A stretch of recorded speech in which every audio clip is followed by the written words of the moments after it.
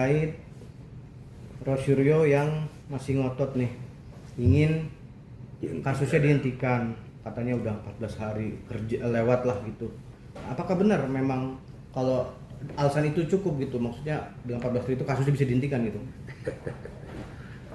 Baik, terima kasih. Assalamualaikum warahmatullahi wabarakatuh.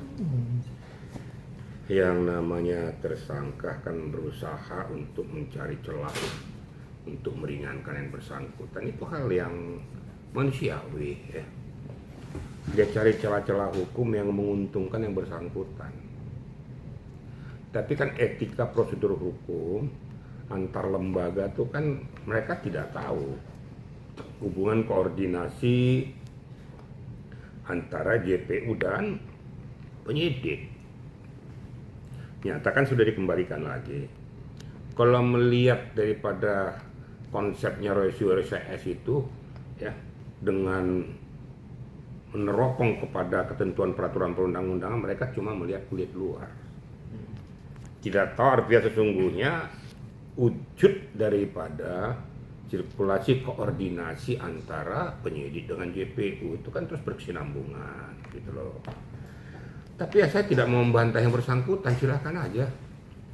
Kan hak setiap orang berpendapat memberikan suatu penjelasan terhadap dirinya. Nanti kita lihat aja. Kalau menurut hemat saya kita nggak usah banyak berpolemik, lihat aja hasilnya nanti apa yang dikeluarkan oleh JPU, apakah itu dihentikan atau penyerahan tahap 2 alias P21. Tapi perlu saya tegaskan kepada rekan-rekan media dan masyarakat, kalau seandainya yang menghentikan itu bukan JPU dari penyidik, kalau memang itu tidak bisa bermuara kepada pengadilan atau tidak cukup bukti dan lain sebagainya. Nah, menurut hemat saya yang gampang-gampang aja lah, sudah kita lihat aja hasilnya nanti. Kita lihat aja apakah dalam waktu yang singkatnya akan ada P21 dan tidak, ya nanti akan terjawab.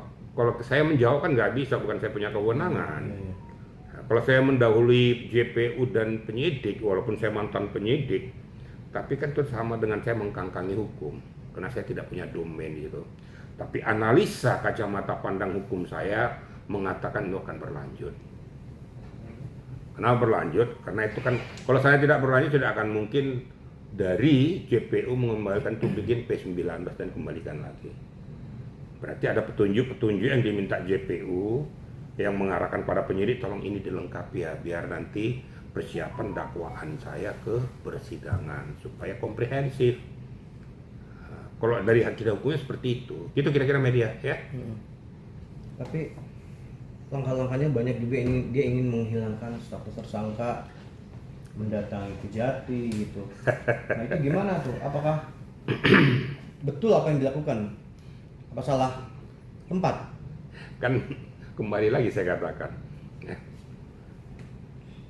Kejati didatengin, Kejaksaan Agung didatengin, bukan hanya dia aja, semua kan sudah datengin nih. Komnas HAM didatengin, MK didatengin, KIP didatengin ya. Terus lembaga-lembaga yang lain diajukan melalui CLS segala macam. Semua produk hukum itu dilalui dan dilakukan yang bersangkutan. Padahal kan gampang sebenarnya. Kalau kau tidak berterima dengan kasus seperti itu, ya sudah, kenapa kamu nggak berani pra peradilan?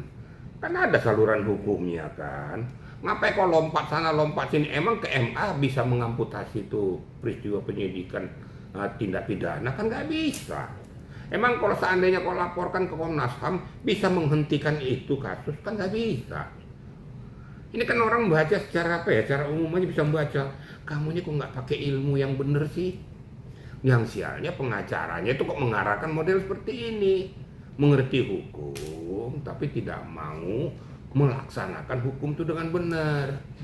Ya sudahlah, kalau kau memang tidak terima, kami akan lakukan pra peradilan. Nah itu baru is very good. Siapkan data-datamu bahwa penetapan tersangkanya itu telah menabrak subjek formil, kan gitu. Tapi saya berani menyatakan kalau masalah subjek formil akan gugur karena etika prosedur sudah dilalui oleh penyidik. Di dalam dia lidik, mengumpulkan barang bukti, naik ke penyidikan, mencari peristiwa pidananya, dapat peristiwa pidananya, menetapkan tersangkanya. Mau cari apa lagi? Yang lebih lucunya, ada lagi mengatakan bahwa ini kasus kalau RG, ini perlu saya biar masyarakat tahu, diulas lagi sama yang bersangkutan ya. Siapa itu ya, silakan tebak aja gitu. Loh kalau ini RG1 ini diberikan kepada 2 atau 3 orang, ini harus semuanya, LP-nya kan cuma 1. Pernah nggak berpikir bahwa LP itu tidak pernah dicabut dan itu bisa di-split? Sesuai dengan dudukan posisi masing-masing. Kan peran masing-masing kan berbeda-beda. Itu satu. Yang kedua, orang-orang yang melakukan ini, satu ngotot, satu keras kepala, dikasih RG juga. Yang ketiga, dia mengatakan, ini kita hanya berbicara tentang subjek formil aja. Itu kan suka-sukamu jadinya kan. Sementara peristiwa ini sudah masuk kepada materi pokok perkara, bukan subjek formil lagi. Jadi LP itu 1 tapi bisa di-split. Itu tergantung pada RG itu diberikan pada orang-orang yang mau meminta RG. Itu pun ada koordinasi kesepakatan perdamaian antara si terlapor dengan pelapor. Kalau di tingkat penyidikan itu melalui penyidik, ada mediatornya, fasilitator. Di tingkat JPU ada JPU-nya yang memediasi. Ada nggak kesepakatan kedua belah pihak telah menyelesaikan secara damai? Kalau ada itu bisa dilakukan RG. Nah, orang yang nggak minta RG dikasih, pokoknya ini sudah minta, yang lain harus gugur. Harus betul-betul sudah dihentikan semua di SP3. Yang di SP3 yang mana, Cak? Nah, mari kita berpikir waras lah. Saya nggak mau mengamputasi apa yang dikatakannya, saya serahkan kepada masyarakat untuk menganalisa. Menurut hemat saya, jangan orang hukum deh. Ya, terlalu banyak kita bicara-bicara hukum. Ya, hukum-hukum ilmu logika saja lah. Anda aja media, 5 orang datang kepada Anda melakukan pencemaran nama ibu fitnah, Anda 2 minta maaf, datang ke rumah, maaf ya saya salah, kilaf, dikasih. Yang 3 lagi, gue nggak mau, memang lo tetap kurang ajar. Kamu kasih maaf gak?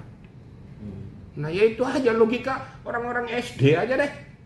Nggak usah orang yang sudah ngerti hukum gitu loh. Dikit-dikit berdasarkan pasal sekian 109 KUHP. Ini hukum semua loh, ini KUHP semua loh. Ya. Emang saya bego nih? Ini KUHP dan KUHP anotasi loh. Ya, nggak main-main, penjelasan lengkap ini. Emang saya bicara tuh nggak berdasarkan landasan hukum apa? Oke. Nah itu kira-kira ya. Pak Irjen, prosedurnya seperti apa ketika nanti Polda umumkan P21 Roy Suryo? Apakah dipanggil dulu kemudian diperiksa atau langsung ditangkap atau seperti apa? Nah, itu tergantung kepada kebijakan pihak Polda. Tapi etika prosedurnya pada saat suatu penyidik dulu ya, ini biar dipahami, saya yakin juga sama lah dengan penyidik sekarang tuh. Ketika dinyatakan P21 mau penyerahan tahap 2 ya, tentu orang-orang yang bersangkutan akan dipanggil menghadap ke hadapan penyidik supaya bersamaan, baik ini tersangkanya, berkas perkaranya, barang buktinya lengkap komplit untuk persiapan diserahkan kepada JPU. Kalau saya dulu, apabila peristiwa pidana ini sanksi hukumnya ya 5 tahun ke atas, pasti saya tahan. Saya tahan 1 hari, minimal 1 hari sebelumnya, supaya nanti pada saat saya mau menyerahkan orangnya nggak kelihatan, kan saya pusing juga. Saya tahan dulu, baru nanti komplit saya serahkan ke JPU. Tentunya dengan teknik SOP yang berlaku. Kalau saya dulu, kalau mau saya tahan, mau saya serahkan, ya pasti saya borgol. Pasti saya kasih rompi tahanan. Nah, pakai mobil yang berkekuatan hukum. Ya tuh mobil tahanan itu. Serahkan pada JPU, kemudian ada berita acara penyerahan semua tersangka, berkas dan barang bukti, supaya tugas dan tanggung jawab penyidik selesai, sudah beralih kepada JPU. Kira-kira gitu media ya. Oke, artinya kemungkinan Roy Suryo langsung ditahan ada ya Pak Irjen? Kita serahkan kepada penyidiknya. Saya kan nggak mau berani, saya udah bilang saya selalu menghormati aparat penegak hukum. Kan saya kepada saya nih kan, kalau saya di atas 5 tahun pasti saya tahan. Apalagi sudah bernuansa kepada publik. yang sudah bikin kisruh pada publik, pasti saya tahan. Kenapa? Kekhawatiran saya tuh, saya takut nanti melarikan diri lagi nanti. Wajar dong, saya mempunyai pemikiran yang subjektif gitu ya. Nah, harus saya tahan, baru saya serahkan komplit. Nah, kalau penyidik nanti silakan nanti bagaimana mereka melakukannya, tapi pasti nanti akan dipanggil para tersangkanya. Nah, nanti pada saat sudah di JPU, itu kan hak kewenangan sudah beralih di JPU. Dia mau melakukan penahanan, itu hak dia, supaya jangan mempersulit persidangan. Kan bisa-bisa aja kan? Itu kira-kira media. Tapi artinya ada alasan kuat Rosyuro untuk ditahan ya Pak Irjen. Gimana saya mau ngomong ya? Kan saya bilang kalau saya kan mantan penyidik. Tapi kalau saya pasti saya tahan. Bisa ditangkap bahasa saya ini kan? Pasti saya tahan. Nggak ada kata-kata tidak menahan, pasti saya tahan. Kenapa? Alasan pembenar saya takut. Pada saat P21 sudah dinyatakan orangnya belum saya lihat, tiba-tiba mau saya panggil nggak kelihatan lagi. Wah, saya yang kacau nanti kan. Nanti kita serahkan pada penyidik. Mungkin dengan ini penyidik saya rasa sudah jernih lah, saya sudah ngerti kemana lari tujuan saya tuh. Nah, kalau saya ditahan ya silakan saja. Bukan saya mau mengarahkan tahan aja, tapi kalau saya dulu seperti itu. Bisa ditangkap kira-kira bahasa saya ya? Oke? Jadi nama Irfan Harun gimana nih? Artinya dia bilang banyak ngomong apa sih gitu terkait di bawah Komnas Perempuan dan lain-lain, itu gimana mungkin? Kalau seandainya begini Pak ya, kalau bisa ditangkap masyarakat ya, karena saya sudah jelaskan tadi itu, loh kamu tuh kalau memang betul-betul kuasa hukum yang benar, kan ada saluran hukumnya. Kalau kau tidak puas dengan subjek pra-peradilankan saja, kan lebih jelas kan, daripada kau datangin ke MK, datangin ke Komnas HAM, datangin ke KIP, datangin lagi ke nanti lama-lama ke LPSK, kan saya bilang loh, itu karena sudah mentok otak saya nih, kemana lagi kamu, sudah pusing saya kan, ini kamu nih mau cari kemana lagi, ya lama-lama saya bilang, nah lama-lama nanti ke Komnas Perempuan, bila penting ke Komnas Anak nanti, nah karena sudah saya nggak tahu lagi kemana, padahal ada saluran hukum yang harus kau tempuh untuk mendudukkan posisi bahwa kamu tidak melakukan perbuatan itu supaya dibebaskan, kan ada pra-peradilan supaya bisa dihentikan kalau subjek formilnya tidak mengena, atau kau mempersoalkan masalah RG kau katakan dari subjek formil. Nah silakan saja ajukan pra-peradilan, diterima nggak sama pengadilannya, pasti pengadilannya bilang loh Pak, ini sudah materi pokok perkara Pak, nggak ada urusan pengadilan di sini. Nanti kalau di persidangan boleh. Nah, kita yang orang waras saja. Jadi kalau bahasa saya tadi sentil apa nih ngomong, ya karena saya sudah nggak habis pikir. Karena lari sana, lari sini, lari sana, lari sini, kompres. Makanya nggak salah dibilang orang ini ya raja konten juga gitu kan. Iya. Nah, kenapa seperti itu? Bukan yang dibutuhkan kompres-kompresnya itu, dibutuhkan terobosan hukummu. Tunjukkan kepiawaianmu, membaca undang-undang itu jangan letterlock, tapi applicated. Kemudian dibaca itu mengena nggak kepada aspek yang ada di lapangan. Saya katakan makanya ilmu logika pakai, gitu loh. Saya sudah kan analogikan tadi, dua yang minta maaf, tiga mencak-mencak dikasih juga maaf. Apa dari Hong Kong itu? Sedangkan orang yang sudah kiai aja nggak, kok kurang ajar juga kamu kan gitu. Saya sudah kasih tahu, dia kasih tahu siang nggak ngerti-ngerti juga, terus cuma ambil gitu. Nah, jadi kalau membaca ini undang-undang ini, baca lengkap dengan penjelasannya, biar tahu mengartikan pasal 109, 78, 83 di KUHP yang lama dan yang baru, supaya ngerti pengertian RG itu apa. RG itu tidak gebiah-kuya. RG itu berdiri sendiri, masing-masing mempunyai peran yang berbeda-beda. Sedangkan kasus pembunuhan aja berbeda-beda. Ada pelaku utamanya, ada yang megang golok, ada yang ini. Kan nggak sama kan? Ya sama aja ini. Makanya kenapa dibikin dua kloter? Karena peran mereka tidak sama. Ini yang tiga orang ini kan keras kepala nih, bergaya terus di arena publik, ya dibikin dia kloter tersendiri. Nah, ini dianggap sebagai pelaku utama, walaupun salah satu diantaranya sudah diamputasi sendiri oleh dia gitu ya. Nah itu hak dia lah kan. Nah, tapi supaya masyarakat cerdas, jernih, saya bukan mengatakan bahwa kenapa harus ke Komnas Perempuan. Itu saya sudah menganalogi, sudah nggak ngerti lagi saya mau ngomong apa lagi gitu loh. Nah, pada kesempatan ini kalau memang kamu piawai, siapkan undang-undangmu, siapkan segala cara untuk berperang di pra-peradilan. Atau kalau ini nanti bermuara P21, masuk penyerahan tahap 2, siapkan di pengadilan, gitu loh. Siapkan kalau seandainya nanti dilakukan dakwaan, eksepsimu siapkan. Kemudian kalau seandainya masuk materi pokok perkara, siapkan pembuktian-pembuktiannya. Siapkan buktinya, ada chartnya, saksi ahli dan lain sebagainya. Ya kalau kandung dituntut, kamu mempunyai formula lagi, lakukan pledoi. Kan ada saluran hukum kan. Itu aja lah lakukan Bapak. Jangan berdebat terus bosen. Saya sebenarnya udah bosen bahasa-bahasa ini. Udah capek. Nah makanya saya meminta dengan sangat kepada aparat penegak hukum, tolong jangan terus-terusan diperlakukan kayak gini. Katakan iya, tidak. Katakan benar, katakan salah.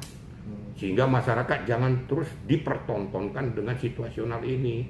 Masih ada hal-hal lain yang berguna pada bangsa dan negara ini. Hanya masalah ini aja tuh. Ya, kasihan kan. Kalau dikatakan ada lagi satu lagi, supaya melengkapi ini ya. Dikatakan bahwa ini kan harus ditunjukin ijazahnya dari Hong Kong. Yang dipersoalkan, dilaporkan kan itu fitnah, pencemaran nama baik. Bukan ijazah yang dipersoalkan, ijazah udah close. Nanti di pengadilan akan ditunjukkan, ditanya kepada Pak Jokowi, kenapa Anda laporkan saya difitnah Pak? Kenapa dikatakan ijazah saya palsu Pak? Padahal ini loh ijazah saya Pak asli. Di situ dia tunjukin, ini SD, ini SMP, ini SMA, S1. Nah, jadi biar tahu bukan ijazah yang dipersoalkan, fitnah yang dipersoalkan. Nanti dibuktikan dengan ijazahnya itu, biar cerdas loh. Ini lari ijazah aja tunjukin dulu. Loh, emang lo siapa? UGM aja sudah bilang tuh lulusan UGM. Nah, geruduk aja tuh UGM. Jangan Jokowinya. Gitu kira-kira media ya. Enak kan?